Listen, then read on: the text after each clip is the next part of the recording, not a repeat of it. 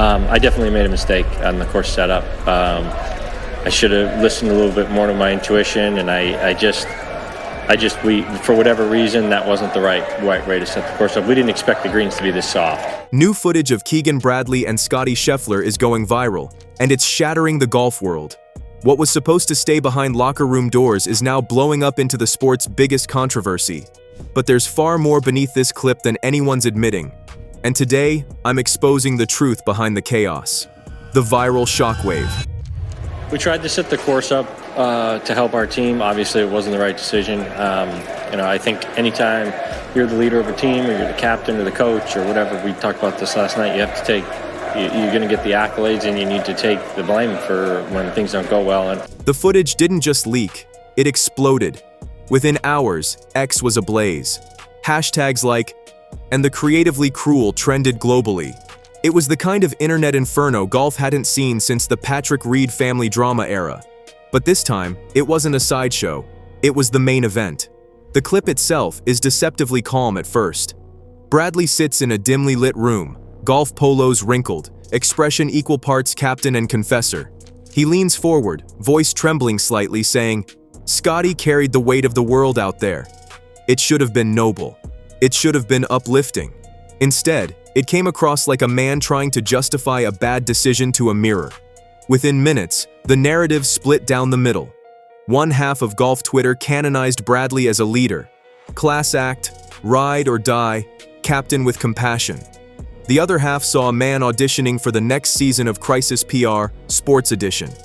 "He's not defending Scottie," one viral post said. "He's defending himself." Then came the conspiracy theories. Delicious, chaotic, and impossible to resist. Some claimed the footage was part of an official PGA recording, secretly spliced and leaked by an insider. Others swore it came from a player's phone, recorded without consent. One anonymous Reddit account even suggested it was a European psyop. The truth didn't matter anymore. What mattered was the narrative, and the narrative was nuclear. As golf journalists dissected every frame, something eerie happened. The sport, long protected by etiquette and restraint, suddenly looked human, messy, emotional. The kind of drama you'd expect from reality TV, not Augusta's fairways. Rory McIlroy and Ian Poulter, always ready for a sub-tweet, added fuel with cryptic posts about truth revealing itself in defeat. Translation: they were loving every second. By sunset, the footage had been remixed into TikToks, fan edits, and meme compilations. The line, "Scottie carried the weight of the world," became the new "we were on a break" for golf Twitter. It wasn't just a scandal, it was an awakening. Bethpage breakdown. Bethpage Black was supposed to be America's redemption arc, the fortress where pride and power would silence Europe once and for all. Instead, it became the burial ground for the US team's confidence. The crowd came armed with chants and flags. They left whispering, "What happened?" Day one was the start of the unraveling. Scottie Scheffler, the unshakable world number one, teamed with Russell Henley in what was meant to be an unstoppable duo. But golf, ever the cruel poet, had other plans. Rory McIlroy and Tommy Fleetwood dismantled them with surgical precision. Every time Scheffler's ball landed in the rough, you could feel the air thicken. The cheers grew hesitant, the crowd's swagger dimmed. By the back nine, the New York roars had turned into funeral murmurs. Keegan Bradley tried to play the optimist. "Scottie's our anchor," he said post-round, wearing a smile that was about as stable as a two-legged chair. "He just wants to win for the team." Noble words, until the losses kept coming. The pair's second match, this time with Colin Morikawa, ended in another defeat. Suddenly, the American machine was rusting before our eyes. And then came the fateful comment, now immortalized in the leaked video. Bradley, reflecting on day one's chaos, mutters, "We set it up for ourselves, and ended up helping them." Fans seized on it instantly. The Americans had softened the greens to favor their power game, but the setup backfired spectacularly, handing Europe the edge in short game finesse. It wasn't just bad strategy, it was poetic self-sabotage. By the end of day two, the scoreboard read 5-3 to Europe, but the real story was written on Scheffler's face, blank, exhausted, haunted. His shoulders slumped like a man who'd spent too long carrying not just the team, but the illusion of invincibility. The internet pounced, flooding feeds with side-by-side memes of Prime Scottie versus Ryder Cup Scottie. Golf, usually so polite, had found its villain and its tragedy, and both wore the same uniform. I am absolutely gobsmacked at how bad Scottie Scheffler is in the Ryder Cup, but I am absolutely more gobsmacked at how bad a captain Keegan Bradley is. I honestly thought Keegan Bradley was going to be such a good captain, but he is awful, and so much awful that he's picked Scottie Scheffler to drag Bryson DeChambeau down this afternoon in the Sunday four balls. It's just madness. Captain's defense, Keegan Bradley's leadership was never supposed to look like this. Trembling hands, teary eyes, and TikTok remixes set to melancholic piano. But that's exactly what the leaked footage revealed. The captain who once exuded confidence now looked like a man trying to hold back a dam with a sand wedge. The clip captures a haunting honesty. Bradley recalls a conversation with Russell Henley. "Scottie was more worried about me than himself." The quote hit social media like a confession of guilt. Fans wanted to believe it was genuine, that Bradley was shielding his players, but analysts weren't buying the hero narrative. "He wasn't defending Scottie," one pundit said bluntly. "He was defending his own choices." Every press conference from that week now reads like a slow-motion apology. Bradley praised Europe's composure, dodged questions about team chemistry, and repeated lines like, "We fought hard." But the exhaustion showed. His words weren't rehearsed anymore. They were the ramblings of a man fighting to protect something that had already burned. In one now iconic shot from the leaked video, Bradley leans back, sighs, and says quietly, "Sometimes the pressure just eats you alive." It wasn't meant for the world to hear, but it became the defining quote of the entire meltdown. Within hours, fans turned it into a viral meme template, screenshots captioned, "Me after trying to be productive for 10 minutes." Still, beneath the chaos, there was an odd dignity to Bradley's breakdown. He didn't lash out or deflect. He spoke like a man still searching for meaning in defeat. "He never stopped showing up for his teammates," he said of Scheffler, "even when the world thought he was done." It was vulnerable, it was messy, and it was absolutely viral. Momentum collapse. By day 2, the Ryder Cup had stopped feeling like a competition and started looking like a live-streamed emotional breakdown. The tension wasn't just visible, it was palpable, clinging to the air like humidity before a thunderstorm. Scottie Scheffler, the man who had terrorized leaderboards all season, suddenly looked like a walking metaphor for burnout. Paired again with Russell Henley, Scheffler faced Jon Rahm and Tyrrell Hatton, Europe's chaos gremlins. Every Rahm drive sounded like destiny cracking through the sky. Every Hatton putt was another nail in America's collective ego. And there was Scheffler, shoulders sinking deeper with every missed birdie, glancing at the heavens as though negotiating directly with whichever golf god had abandoned him. Bradley, meanwhile, rotated his lineups like a desperate chef trying to save a burning kitchen. "The boys really fought today," he told reporters, a grin stretched too thin to believe. The leaked footage later showed him saying the same thing to his team, but quieter, shakier, like a captain whispering reassurances to a sinking ship. "They gave everything," he murmured. "Everything just wasn't enough." Scheffler's near-perfect approach on the 10th hole, one that lipped out and rolled tragically away, became the entire week in miniature. So close, so pure, so cosmically cursed. Golf commentators replayed it in slow motion like it was the Zapruder film of American heartbreak. Online, empathy didn't stand a chance. TikToks of Scheffler's misses were set to sad pop ballads, while Twitter's favorite meme read, "Scheffler putting under pressure, 2019-2025, gone too soon." By the time Europe took an 8-point lead, even the US faithful were cracking jokes. Momentum wasn't slipping, it had already defected. Luke Donald's strategy looked like chess. Bradley's looked like Connect 4 in a hurricane. And the irony? The man he trusted most, his anchor, was dragging the ship down. As the sun set over Bethpage, one fan shouted from the gallery, "We still love you, Scottie!" But the look on Scheffler's face said everything. Love doesn't win points. Green explosion. you got to make a decision on what to do. And if I could go back, I probably would have changed that. But the Europeans played just incredible golf. Doesn't matter how you set the course up when you play that well and you perform at that high level. I mean, that's as high of a level as a Ryder Cup team has ever played on for those 2 days, I think. And when that happens, they just beat you sometimes. The 15th green should have been just another moment in a long, miserable match. Instead, it became a crime scene of pride, pressure, and public implosion. It started as heckling, a few beer-fueled taunts from the New York crowd, a sarcastic cheer after another missed putt. And then, in a blink, Scheffler snapped. Cameras caught him stepping back from the ball, jaw tight, eyes burning toward the crowd. Justin Rose glanced over. Tommy Fleetwood smirked. Bryson DeChambeau muttered something, trying to calm the storm. It didn't work. Within hours, fan-shot videos surfaced online, unedited, shaky, raw. One showed Scheffler mouthing something under his breath. Another captured a European caddy muttering what lip readers claimed was, "He's losing it." The PGA's sanitized broadcast version looked tame compared to what fans were uploading. Bradley tried to douse the flames, telling reporters it was just emotions running high. But in the leaked footage, his tone was different, more haunted. "You could feel it," he said quietly. "The air changed on that green."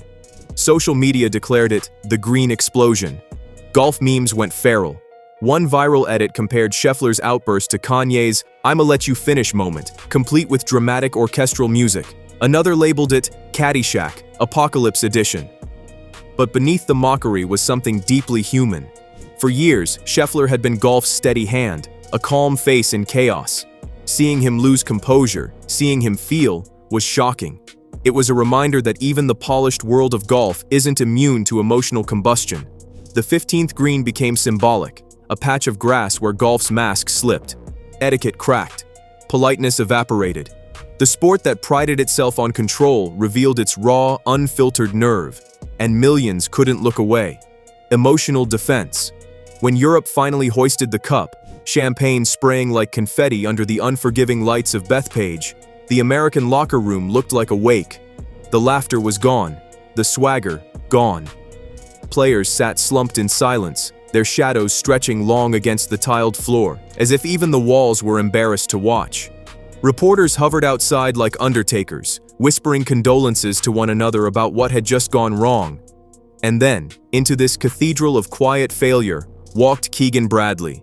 Eyes swollen, voice trembling, grief personified in a golf polo. In the leaked clip that set social media ablaze, he wasn't delivering a post-match statement, he was performing a eulogy. "Scottie cared more about Russell than himself," he said, choking on every word. "He never stopped trying." On paper, it sounded noble. On camera, it looked like heartbreak. But online? Oh, the internet had no mercy. Within minutes, the video was chopped, captioned, and memified. One tweet read, "Bros giving a breakup speech, not a press conference." Another sneered, "This isn't leadership, it's group therapy." And yet, beneath the mockery, something about Bradley's rawness struck a nerve. It wasn't polished, it wasn't PR. It was painfully, embarrassingly human. Because for once, a golfer wasn't talking like a brand ambassador or a stats machine. He was talking like a believer who'd watched faith collapse in real time. Bradley wasn't mourning a trophy. He was mourning the myth that effort, heart, and loyalty could somehow outmuscle math. That golf was still about something purer than numbers on a scoreboard. His breakdown wasn't weakness. It was the death rattle of belief.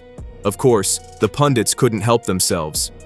"Crying in defeat doesn't inspire confidence," scoffed one Golf Channel host. "It makes you look lost." But fans, real people, scrolling through clips at midnight, heard something else entirely. They heard vulnerability, honesty, a flash of authenticity in a sport that spends millions hiding emotion behind polite claps and blank expressions. It was uncomfortable, sure, but it was real. By the next morning, the leaked video had turned Keegan Bradley into an accidental philosopher. "Sometimes," he said near the end, voice breaking but eyes steady, "you lose beautifully, and that has to count for something." The phrase exploded. Lose beautifully. It was printed on t-shirts, remixed into TikTok edits, and plastered across ironic merch drops.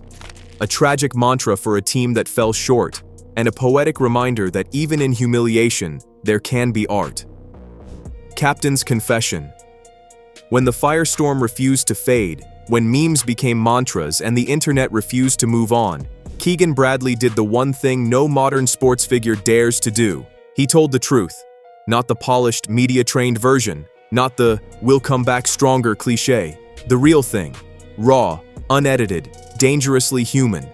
Days after the loss, under fluorescent lights that made the press room feel like an interrogation chamber, Bradley stepped to the podium, shoulders heavy, voice scorched from sleepless nights, and said the words no one expected. "This is no one's fault but mine." The sentence dropped like a stone in still water, echoing, heavy, final. Reporters froze. Cameras clicked like nervous heartbeats. "I made mistakes in the setup," he continued, tone flat, almost confessional. "I was stubborn with the pairings. I misread the course. It favored them." It wasn't just accountability, it was an autopsy. The kind of honesty that belongs in documentaries years later, not in the raw hours after defeat. For a moment, golf, the most buttoned-up sport on earth, felt like Shakespeare. Then came the leak. In one uncut section of the now infamous video, Bradley stares directly into the lens, his jaw set, eyes glassy but unflinching. "I definitely made a mistake on the greens," he admits. "I thought it would help us. It didn't." No spin, no saving face. Just a man standing amid the rubble of his own decisions, daring the world to look away. In a sport that thrives on control, he had committed heresy, and it was magnificent. The reaction split the fandom clean in half. Some saw bravery, finally, a captain unafraid to bleed in public. Others saw strategy, a desperate PR move disguised as vulnerability. "A masterclass in self-pity," one critic wrote. "He's crying on cue." But the noise didn't matter. For once, golf was alive again. Unpredictable, emotional.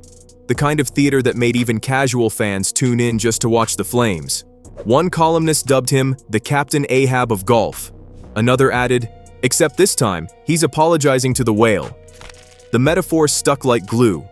Bradley wasn't just a captain anymore. He was a character, a tragic hero caught in the storm of his own ideals. Even Scottie Scheffler, who'd stayed silent through the chaos, reportedly sent a private message. "You did what you thought was right. That's all any of us can do." And in that moment, the confession stopped being about golf. It became something else entirely. A man wrestling not with defeat, but with the unbearable weight of trying to lead perfectly in a game built on imperfection. Maybe, just maybe, this wasn't a collapse. It was his redemption story beginning to breathe. Legacy fallout. Months later, the Ryder Cup leak still refuses to die. What should have been a minor postscript in golf history, a blip between tournaments, a "we'll get 'em next time" shrug, has instead mutated into legend. A modern myth of pressure, pride, and digital resurrection. It lives online now, looping endlessly in TikTok edits, sports podcasts, and ironic Twitter threads. The moment golf stopped pretending to be graceful and got gloriously, painfully human. Keegan Bradley's name has become both curse and canon. To his detractors, he's the captain who couldn't handle the heat, a man who cried in public and called it leadership. To his supporters, he's something far rarer, a martyr for authenticity in a sport allergic to it. Either way, his story refuses to fade. He is golf's new ghost, haunting leaderboards, whispered about in comment sections, forever tied to the words, "lose beautifully." Meanwhile, Scottie Scheffler has chosen exile by silence. He's back winning smaller events, grinding quietly, ducking microphones like they're hazards. Every time someone mentions the tape, he smiles politely and changes the subject. But that silence? It speaks volumes. It's the kind of quiet that drives speculation wild. Fans call it grace. Pundits call it guilt. The truth is probably somewhere in between. Behind closed doors, the PGA scrambled for dignity. Press releases flew like confetti, buzzwords about context, privacy breaches, and learning opportunities. But the public had already decided. This wasn't about golf mechanics or course setups. This was about the human crack under the trophy polish. The rawness of emotion that money can't manage and PR can't spin. For once, people cared not about who won, but about who broke first. The clip itself has become its own ecosystem. It plays in sports bars, on reaction channels, in montage reels under melancholy piano music. Fans rewatch it not for insight, but for intimacy. That shaky camera, that trembling voice, it's become a mirror for anyone who's ever lost something they thought they'd earned. As one viral comment declared, golf finally had its Real Housewives moment. And honestly, we needed it. And maybe that's the real legacy of 2025. Not Europe's victory, not Scheffler's slump, but the moment golf dropped its perfect mask. When a captain cried, a player cracked, and a global audience realized that beneath every immaculate swing lies the same chaos, fear, and hope as any other human heart. The sport didn't lose that day. It felt. And in feeling, it finally mattered. So what began as a private team debrief became golf's biggest cultural explosion, a tale of heartbreak, humanity, and viral downfall. Bradley and Scheffler's saga isn't just about losing the Ryder Cup, it's about losing control of the narrative. And in 2025, that's the ultimate defeat. Subscribe for more celebrity and sports scandals, because in today's world, even golf can't stay quiet for long.